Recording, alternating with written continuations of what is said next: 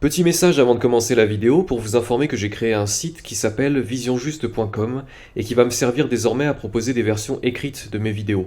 Pour moi, ce sera l'occasion de mettre mes textes au propre et de garder une trace écrite de ce que je dis. Et pour vous, ça pourra être utile pour retrouver plus facilement des noms ou des références dont je parle en vidéo, ou bien tout simplement si vous êtes plus à l'aise avec le format écrit. Je vous ai donc mis le lien vers le site visionjuste.com en description et vous y trouverez une version écrite de la vidéo d'aujourd'hui, des précédentes et bientôt des suivantes. Voilà, bonne vidéo à vous.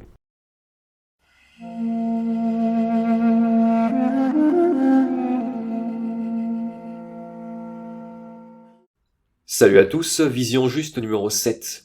Alors aujourd'hui on va parler d'une pratique spirituelle qui a beaucoup d'importance dans plusieurs religions et qui, selon ces religions, est systématiquement une voie privilégiée. Certains disent même la voie royale pour s'élever spirituellement et même pour atteindre Dieu ou réaliser le soi. La pratique en question porte différents noms, mais on peut la résumer sous le nom de répétition du nom. Et la technique de la répétition du nom consiste à répéter le nom de Dieu. Alors dit comme ça c'est pas très clair, donc on va voir ça plus en détail.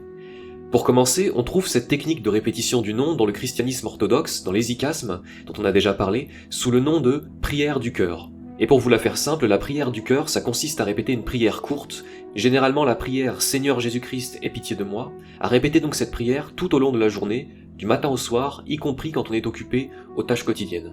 Dans l'islam, et plus particulièrement dans le soufisme, on trouve une pratique similaire qui s'appelle le dhikr. Alors dhikr, ça s'écrit D-H-I-K-R, j'espère que j'ai la bonne prononciation. Et le dhikr, c'est, comme la prière du cœur, une pratique consistant à réciter une prière ou bien le nom de Dieu continuellement tout au long de la journée. Dans l'hindouisme maintenant, vous avez une pratique qui s'appelle le japa, ça s'écrit J-A-P-A, et qui consiste elle aussi à répéter continuellement tout le temps comme ça le nom d'une divinité. Et enfin dans le bouddhisme, vous avez une pratique qui, selon que vous parliez chinois ou japonais, s'appelle Nyanfo ou bien Nembutsu. Et c'est une technique qui consiste, vous l'aurez compris, à répéter continuellement le nom d'une divinité. Bon, là on a survolé très rapidement, mais il y a quand même pas mal de choses à dire sur ce sujet. Déjà, évidemment, on peut s'étonner de voir cette pratique assez atypique de répéter le nom de Dieu comme ça continuellement, cette pratique qui se retrouve de façon quasi identique dans ces 4 courants religieux. Personnellement, quand je vois 4 religions avec 4 visions différentes de Dieu, 4 visions différentes de la création, 4 visions différentes de l'élévation spirituelle, qui donnent toutes la même technique d'illumination, j'ai un peu l'impression de voir finalement 4 témoins faire la même description d'un événement. Je me dis que ces témoignages sont très solides, et forcément j'ai envie d'en savoir plus sur cette technique de répétition du nom qui a l'air de faire l'unanimité. Alors reprenons un peu les religions une par une. On peut revenir déjà à la version chrétienne, la prière du cœur. Cette prière, et donc cette technique de répétition du nom, elle a été instaurée ou codifiée, on pourrait dire, dès le tout début du christianisme. Et elle est expliquée en détail dans un livre qui est assez connu des chrétiens orthodoxes, qui s'appelle la Philokalie. Et bon, la Philokalie c'est un sacré bouquin, heureusement il y a une version un peu simplifiée avec des passages choisis qui concernent essentiellement la prière du cœur, et ce livre s'intitule « Petite Philokalie de la prière du cœur ». Un livre d'ailleurs que je vous recommande si le sujet vous intéresse, parce qu'on y lit des instructions sur cette prière du cœur, des instructions écrites par des noms assez imposants du christianisme. Si ces noms vous disent quelque chose, on trouve par exemple des explications et des instructions de la part d'Évagre le Pontique, dont on a déjà parlé, de Saint Jean Climac, de Grégoire le Sinaïte, de Grégoire Palamas. Bon, ça se trouve ces noms vous parlent pas du tout, mais en tout cas ce sont des personnes assez importantes des premiers siècles du christianisme, et vous avez avec ça voilà une vingtaine de grands noms du christianisme, des pères du désert, bref ce sont des références qui sont très importantes dans le christianisme, et qui décrivent donc la technique de la prière du cœur en détail et ses effets. Et ça signifie donc que cette prière du cœur, elle est très bien inscrite dans les traditions, notamment du christianisme orthodoxe, et qu'elle est définie par tous les noms que j'ai cités, comme une technique à la fois très simple, puisque voilà, finalement, la prière du cœur, c'est simplement répéter cette très courte prière, Seigneur Jésus-Christ, aie pitié de moi, c'est pas fatigant. Donc une technique très simple, et pourtant très importante, puisqu'elle permettrait, toujours selon les mêmes noms que j'ai cités, de trouver Dieu en soi-même. Je vous renvoie à la vidéo numéro 2, on parle déjà de ça. Et non pas seulement de le trouver, mais même de s'unir à lui dans ce qu'on pourrait qualifier d'union mystique. Une union mystique qui est le but, l'objectif du chrétien, l'objectif du moine orthodoxe ou du moine hésychaste. Voilà à peu près pour la version chrétienne de la répétition du nom. On trouve donc aussi l'équivalent de la prière du cœur dans le soufisme sous le nom de dhikr. Là aussi, on trouve cette idée que la répétition incessante du nom de Dieu conduit à une sorte d'état de transe mystique, une transe mystique, un état mystique qui est toujours très difficile à définir, comme on a dit dans la dernière vidéo, mais qui relève aussi d'une union à Dieu, et qui cause d'ailleurs des soucis aux musulmans soufis, parce que l'idée dans l'islam qu'on puisse comme ça s'unir à Dieu, et donc dans un sens devenir Dieu soi-même, participer à la nature divine, c'est ce que les musulmans traditionnels appellent l'association, et c'est considéré comme un blasphème. Pas que dans l'islam d'ailleurs, puisqu'on se souvient de Maître Eckhart, du côté chrétien, qui tenait des propos similaires sur l'union à Dieu il y a environ 7 siècles, et bon, c'était très mal vu des autorités religieuses. Cette idée d'union mystique, bon, elle passe quand même difficilement, quoi. Mais bon, en tout cas, voilà, cette voie, cette union mystique, cette voie mystique du dhikr ou de la prière du cœur, elle est décrite par ceux qui l'ont pratiquée comme une union à Dieu. Bon, vous en faites ce que vous voulez. Du côté de l'hindouisme, cette fois-ci, donc, on a une technique qui s'appelle le japa, et qui est décrite comme une méthode de purification mentale par Ramakrishna, par Vivekananda, par Swami Ramdas, par Mahananda Mahi, et par d'autres qu'on aura l'occasion de revoir au cours de prochaines vidéos. Et donc toutes ces personnes décrivent là aussi le japa comme la technique pour accéder au soi, pour accéder aux plus hautes sphères de la divinité, et on trouve même cette technique qui est définie, implicitement dans le texte de la Bhagavad Gita dont on parlera très bientôt, et Bhagavad Gita qui est probablement un des textes les plus importants de l'hindouisme, donc là non plus clairement on n'est pas sur une technique de seconde zone. Quand j'ai dit que cette technique de répétition du nom était considérée par beaucoup comme une voie royale d'accès au soi ou à Dieu, c'est pas moi qui le dis, ce sont toutes ces personnes que je cite. Et enfin, on a le bouddhisme, c'est peut-être dans le bouddhisme que cette technique est la plus discrète. Elle s'appelle donc Nembutsu ou bien Nyanfo selon qu'on parle japonais ou chinois, et il est dit que celui qui répète le nom de Bouddha sans cesse finit par atteindre le samadhi, c'est-à-dire le nirvana, l'illumination, et échappe au samsara, c'est-à-dire au cycle des réincarnations dont on a déjà parlé. Vidéo numéro 4. Alors voilà, donc ça fait une longue présentation, mais il fallait tout de même passer ces religions en revue, et justement maintenant, qu'est-ce qu'on peut dire ? Alors déjà, si vous êtes attentif, vous avez noté qu'à l'instant, là j'ai dit que pour les bouddhistes, il fallait invoquer sans cesse le nom de Bouddha. Or Bouddha n'est pas censé être un dieu, donc pour une technique de répétition du nom de Dieu, c'est un petit peu bizarre. Alors plus précisément, on est censé invoquer le nom de Bouddha Amitabha. Et Bouddha Amitabha, c'est qui ? C'est une sorte de version un peu divinisée de Bouddha, qui est d'ailleurs apparu plusieurs siècles après la mort de Bouddha, donc c'est comme ça une sorte de personnage un peu mythique, un peu idéalisé, et ça nous amène à un premier point qui est important.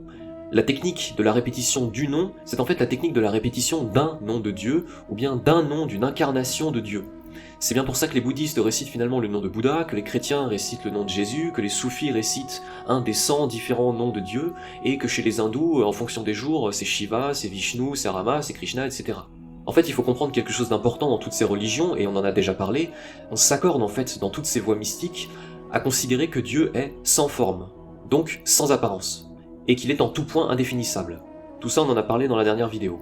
On sait donc que Dieu, en réalité, n'a aucun nom qui lui soit propre, et que donc le nom qu'on lui donne n'a finalement aucune importance. Dans l'hindouisme, c'est Mahananda Mahi qui expliquait ça, vous aviez comme ça des gens qui venaient la voir et puis qui lui demandaient s'il fallait prier Shiva ou bien Vishnu. Et elle leur répondait qu'en fait ça n'avait strictement aucune importance, et que si on considérait que Dieu était le principe créateur de toute chose, ce qui est censé être Dieu par définition, finalement n'importe quel nom pouvait lui convenir, puisque de toute manière aucun nom n'est son véritable nom. Et pourquoi aucun nom n'est son véritable nom ? Parce que tout simplement Dieu est indéfinissable, donc vous pouvez lui donner le nom que vous voulez, ça n'a strictement aucune importance. Si jamais cette idée-là n'est pas très claire pour vous, je peux vous proposer une analogie dans laquelle on pourrait comparer Dieu finalement à l'inconnu dans une équation mathématique.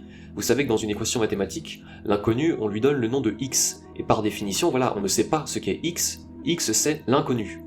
Et cet inconnu, ce x, ça peut être un nombre quelconque, ça peut être plusieurs nombres à la fois, ça peut être même une sous-équation dans l'équation, on n'en a pas la moindre idée, et on ne cherche pas à deviner. Justement, tant qu'on ne sait pas, on le nomme x, et ce x, c'est en fait le seul moyen de définir cet inconnu sans se tromper.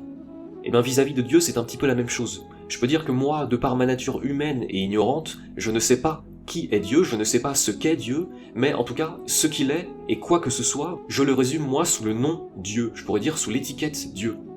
Et voilà, ça reste un nom, et si je décidais de l'appeler demain Shiva, et après-demain Vishnu, et après-demain encore autrement, je ne ferais finalement que changer l'étiquette du pot sans en changer le contenu, parce que dans tous les cas, ça désigne ce même inconnu qu'est Dieu. C'est un petit peu comme si finalement dans une équation, on décidait que subitement le X, on allait l'appeler Y. En réalité, ça ne change strictement rien. X ou Y, Dieu, Shiva ou Vishnu, finalement ce n'est qu'une étiquette qui est factice et qui sert à désigner arbitrairement un concept qu'on ne peut pas désigner ou percevoir directement. Bon, Ensuite, on parle de répétition du nom de Dieu, mais en réalité c'est quand même plus libre que ça, parce qu'il s'agit parfois effectivement de réciter le nom de Dieu seul, mais aussi, et d'ailleurs plus souvent, de réciter en fait une prière qui contient ce nom, comme c'est le cas dans la prière du cœur, Seigneur Jésus-Christ aie pitié de moi, ou bien dans l'hindouisme ou le bouddhisme, réciter un mantra qui se rapporte à Dieu et qui d'ailleurs ne mentionne pas forcément le nom de Dieu. Ce qu'il faut comprendre ici en fait, c'est que le nom de Dieu, ce n'est pas une formule magique. Ce n'est pas une formule du style Sésame ouvre-toi, qui fait que comme ça, voilà, si on prononce, je ne sais pas, 10 000 fois le mot Dieu ou le mot Shiva, ben paf, ça y est, les portes du paradis s'ouvrent et vous êtes illuminé. Évidemment, ça marche pas comme ça. Parce que, comme on l'a vu, le nom de Dieu en lui-même, il n'a pas de valeur. C'est un nom qui est parfaitement interchangeable. Et ensuite, parce que dans toutes ces traditions qu'on a citées, il est dit que ce qui importe, c'est la concentration qu'on établit sur ce nom, à force de le prononcer. Et même plus précisément, la concentration qu'on établit non pas sur le nom, mais bien sur ce qu'il désigne. Dans notre équation mathématique, on ne se focalise finalement pas sur X, on ne voue pas un culte à X. Par contre, on cherche à percer le secret qui est caché derrière le X, qu'est-ce qui se cache derrière ce nom-là. Et donc dans tous ces courants qui pratiquent la répétition du nom, c'est pareil. Le nom finalement ce n'est qu'une béquille, exactement comme on l'a vu avec la parabole du radeau, c'était la vidéo numéro 3, le nom ce n'est qu'une béquille pour nous permettre de nous fixer sur un Dieu qui est indéfinissable. Et donc il y a cette idée que la concentration doit être portée sur le sens de la prière, sur le sens de la répétition, c'est-à-dire sur vraiment l'entité Dieu qu'on mentionne comme ça, qu'on répète sans cesse et sans cesse. D'ailleurs, le fait de répéter une prière, que ce soit le nom de Dieu ou bien un mantra, vous le verrez si jamais un jour vous essayez, ça devient très vite mécanique. Dans le sens où si vous le faites tout en vaquant à vos activités, et c'est censé être le cas, vous êtes vraiment censé vivre votre vie quotidienne tout en récitant, si par exemple, je ne sais pas, vous passez le balai, vous êtes occupé donc à passer le balai, vous allez voir que très vite, votre bouche va prendre l'habitude de réciter la prière, de réciter le nom, le texte que vous avez envie de réciter, mais que votre esprit, lui, votre pensée, pour le dire plus simplement, votre pensée, elle sera occupée soit à passer le balai, soit tout simplement à rêvasser, à penser à autre chose. Et ça, c'est un piège à éviter, parce que, comme on le disait, la technique de répétition du nom, c'est une technique qui est faite pour focaliser l'esprit sur Dieu, à la manière d'une méditation. Et si donc votre bouche prononce les mots comme ça de façon mécanique, machinale, mais que vous avez la tête ailleurs, certains vous diront que c'est mieux que rien, mais la plupart des noms que j'ai cités et qui parlent de cette répétition du nom, dans les ikasmes, dans l'hindouisme, ils vous disent qu'en fait, en pensant à autre chose, au lieu d'être vraiment concentré sur votre prière, vous passez en fait complètement à côté du but de cet exercice. Vous êtes donc censé répéter le nom, répéter la prière, répéter le mantra, et cette répétition doit occuper votre esprit justement dans le but de le tourner votre esprit vers Dieu et de ne pas penser à autre chose, de ne pas laisser votre esprit vagabonder. Et on retombe ici finalement dans un principe qu'on commence à bien connaître, le principe selon lequel on trouve Dieu ou le soi en se fixant sur lui, en fixant sa pensée sur lui et en éliminant toutes les autres pensées. Ça c'est ce qu'on a vu dans toutes les précédentes vidéos. Bon, et ensuite il y a des questions d'ordre technique. Est-ce qu'il faut réciter le nom à voix haute ou à voix basse, ou même dans sa tête? Est-ce qu'il faut le réciter assis, debout, couché? Est-ce qu'il faut le réciter à un rythme particulier, et puis combien de fois par jour? Bon, je vous le dis franchement, pour toutes ces questions, il n'y a pas de réponse claire. Il n'y a pas de réponse officielle, ni d'une religion à l'autre, ni même parmi les différentes voix au sein d'une même religion. Par exemple, sur la question faut-il réciter à voix haute, à voix basse, ou bien dans la tête? Si vous lisez les moines de l'hésychasme, eh ben ça dépend duquel vous lisez. Mais bon, disons que de manière générale, on trouve quand même parfois l'idée que la répétition mentale, dans sa tête, serait plus efficace que la répétition à voix haute. Mais bon, d'un autre côté, si vous lisez des personnes comme Saint Païsios, qui est un moine orthodoxe, qui est même un saint orthodoxe, donc c'est pas n'importe qui, Saint Païsios, lui, recommandait tantôt de réciter les prières à voix basse, précisait d'ailleurs de sorte que vous entendiez, mais que les personnes autour de vous n'entendent pas, donc on imagine, voilà, à voix très basse comme ça. Donc parfois à voix basse, mais parfois, toujours selon Saint Païsios, parfois en privilégiant plutôt la répétition mentale. Puis vous avez d'autres moines, d'autres hésychastes qui vous disent qu'il faut en fait réciter la prière du cœur à voix haute tant qu'on le peut, et puis finalement dans sa tête à partir du moment où on commence un peu à fatiguer de réciter à voix haute, où on commence à avoir mal à la bouche. Parce que oui, évidemment, réciter la prière du cœur pendant des heures, vous essaierez, au bout d'un moment ça fait quand même un peu mal à la bouche, ça fait mal à la gorge, c'est un petit peu difficile au bout d'un moment.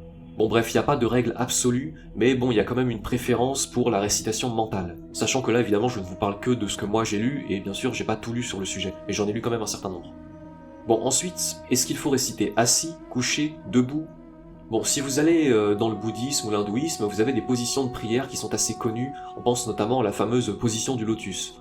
Si vous allez dans les icasmes, on a une position qui consiste à s'asseoir, et cette fois-ci non pas à se tenir droit comme dans la position du lotus, mais plutôt à pencher la tête, pencher le regard même vers son ventre, vers son cœur plus précisément. Mais bon, là aussi, voilà, il n'y a pas de règle absolue, surtout dans la mesure où, dans les icasmes comme dans le bouddhisme ou l'hindouisme, la récitation, comme on le disait, elle est censée se faire en permanence, donc tout au long de la journée.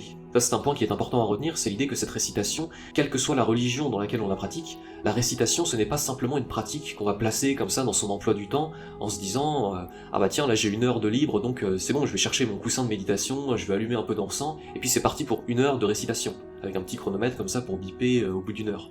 Là, on parle vraiment d'une pratique qui est censée être permanente. Elle est censée en fait vous venir aussi naturellement que votre respiration et dans toutes vos activités de la journée. Donc voilà, vous marchez dans la rue en répétant le nom de Dieu, vous le répétez dans votre tête à la caisse du supermarché, quand vous êtes sous la douche, c'est censé devenir en fait votre état mental par défaut. Donc non, il n'y a pas clairement de posture obligatoire, il y a des postures qui sont favorables, on va dire, quand vous êtes tranquillement chez vous et que vous consacrez votre temps à ça uniquement, mais bon, forcément, si vous êtes actif dans la journée, et il faut être actif dans la journée, voilà, vous faites comme vous pouvez, et c'est pas parce que vous récitez le nom de Dieu ou bien un mantra tout en passant le balai ou tout en marchant dans la rue que ça ne porterait aucun effet, au contraire. Mais on note quand même un problème, une difficulté avec la vie moderne, c'est justement celle de concilier autant que possible la vie moderne, notamment le travail, avec cette envie de prier intérieurement en permanence. À titre d'exemple, là je suis en train de parler, c'est évident que je suis concentré sur ce que je dis et que je ne peux pas prier en même temps, et je ne priais pas non plus au moment où j'écrivais cette vidéo, c'est une évidence. Si mon esprit est occupé à une tâche qui se veut intellectuelle, prier en même temps c'est quand même très compliqué. Évidemment, en ce qui concerne par exemple la prière du cœur des hésicastes, il faut savoir que les moines hésicastes, les pères du désert qui ont défini la prière du cœur, c'était, pour la grande majorité d'entre eux, c'était des ermites qui vivaient dans des coins complètement désertiques de l'Égypte ou bien du Proche-Orient, et pour gagner leur vie, ces gens-là avaient le plus souvent des métiers manuels. Il y a par exemple l'activité de tressage de paniers qui revient assez souvent quand on lit un peu leur récit, et ça typiquement, voilà, tresser des paniers c'est une activité manuelle qui laisse l'esprit complètement libre pour prier. C'est typiquement une activité que vous pouvez faire de manière un petit peu mécanique sans y penser, et qui vous permet donc justement de prier en même temps sans avoir à choisir entre l'un et l'autre. Et c'est de cette manière que les moines à travers les siècles ont concilié systématiquement le travail et la prière. Mais l'ennui, c'est que justement, comme les standards, on va dire, de la prière du cœur ou des techniques de répétition du nom dans les autres religions ont été fixés généralement il y a plusieurs siècles, voilà, c'était une époque où les métiers artisanaux étaient quand même beaucoup plus répandus, et voilà, comment prier, comment réciter le nom de Dieu tout en étant ingénieur informatique ou bien comptable qui bosse 50 heures par semaine, du coup les pères du désert n'ont pas répondu à cette question. On imagine que c'est à nous, à défaut de devenir ermite, de trouver le bon rythme de vie qui permette de travailler tout en ayant ce genre de pratique spirituelle. Et donc enfin la question du rythme, à quel rythme faut-il réciter le mantra, la prière, le nom de Dieu? Écoutez, là non plus il n'y a pas d'indication particulière. Saint Païsios, dont on a parlé tout à l'heure, dit que pour réciter 100 fois la prière « Seigneur Jésus-Christ, aie pitié de moi », il ne faut pas mettre moins d'1 minute 30. Mais bon, j'ai calculé, 1 minute 30 pour 100 récitations de base, c'est moins d'1 seconde par répétition. Donc là on serait sur un rythme extrêmement rapide. Donc on en déduit que si vous récitez à un rythme normal, voilà, Seigneur Jésus-Christ, aie pitié de moi, donc ça fait environ 2 ou 3 secondes par répétition, là vous êtes dans les clous. Donc on peut imaginer qu'un rythme de répétition parfaitement normal et naturel, quelle que soit la religion, le nom, le mantra, la prière que vous répétez, normalement, un rythme normal ça doit convenir. Selon Saint Païsios en tout cas. L'idée évidemment derrière tout ça, c'est ce qu'il explique, c'est que si vous récitez trop vite, en fait vous ne pensez pas à votre prière, vous ne pensez pas ce que vous dites, vous l'expédiez en fait sans y réfléchir, sans la méditer, et donc évidemment ça perd en intérêt. On rappelle que vous êtes censé vraiment vivre votre prière, méditer le nom de Dieu que vous répétez, donc c'est pas un concours, le but c'est pas de réciter le plus rapidement possible. On a aussi une idée qui est très récurrente dans les icasmes mais aussi dans la tradition orientale, que la prière doit être calquée sur le souffle, sur la respiration. En récitant, par exemple dans le cas de la prière du cœur, « Seigneur Jésus-Christ » sur l'inspiration et « Aie pitié de moi » sur l'expiration. Donc si vous procédez ainsi, ça vous impose en fait un rythme qui est beaucoup plus lent, le rythme de la respiration, voilà, si vous êtes posé, vous respirez un peu lentement quand même. Ça vous force d'ailleurs à réciter mentalement, puisqu'évidemment respirer tout en récitant c'est un peu compliqué. Et je peux témoigner d'ailleurs pour avoir essayé que ça change la prière en une sorte de réflexe, dans la mesure où si vous prenez l'habitude de réciter votre prière à chaque inspiration, cette prière ou bien une autre, peu importe, en fait le fait d'inspirer, ça va vous donner le réflexe de commencer une prière en même temps. Je sais pas si je suis très clair, mais en gros, si un matin vous ouvrez vos fenêtres comme ça et que vous prenez une inspiration d'air frais, vous verrez qu'avec l'habitude, le fait d'inspirer, par réflexe, ça va machinalement vous faire réciter dans votre tête le début de la prière. Ce qui est un constat comme ça assez étonnant, mais voilà, c'est un constat que j'ai fait personnellement. N'hésitez pas à me dire si vous avez eu des phénomènes un peu similaires. Et enfin, vous trouvez des avis selon lesquels il faudrait calquer le rythme de la prière sur les battements du cœur, en prononçant par exemple un mot par battement du cœur.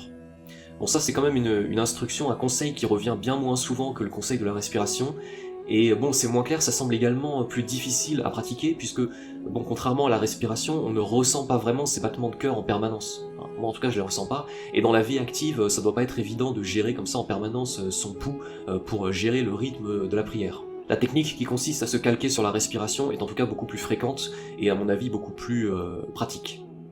Alors voilà à peu près pour cette présentation rapide de cette technique donc de répétition du nom de Dieu. En réalité, il y a beaucoup plus à dire, hein. On sera amené à reparler de cette technique sous ses différentes formes et à travers les différentes religions qui la pratiquent. Parler aussi de ses effets, hein, puisque là finalement on a principalement parlé de la méthode en elle-même, plus que de ses conséquences, si ce n'est que voilà, cette prière, cette répétition du nom est censée amener à la réalisation de Dieu, la réalisation du soi, le samadhi, voire à une union mystique. Bref, tout ça ce sont des sujets qu'on aura bien le temps de creuser davantage à l'avenir, et d'ici là je vous encourage à lire sur ces sujets s'ils vous intéressent, je vous ai donné quelques noms de livres aussi, donc n'hésitez pas à fouiller si le sujet vous intéresse. Allez, sur ce, j'espère que ça vous aura intéressé, merci d'avoir écouté, n'hésitez pas à partager la vidéo si elle vous a plu. Bonne journée à vous et à la prochaine.